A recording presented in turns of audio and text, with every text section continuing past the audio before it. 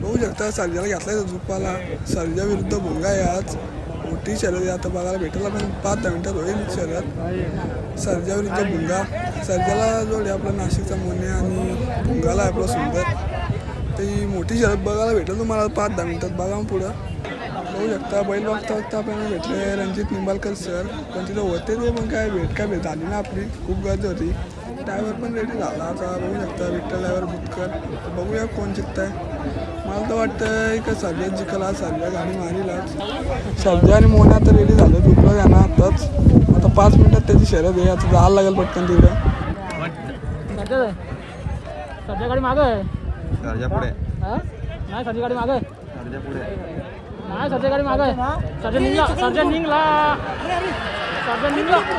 तो पण काय होता. सुंदर गडामध्ये सुंदर लढत सुरू आहे.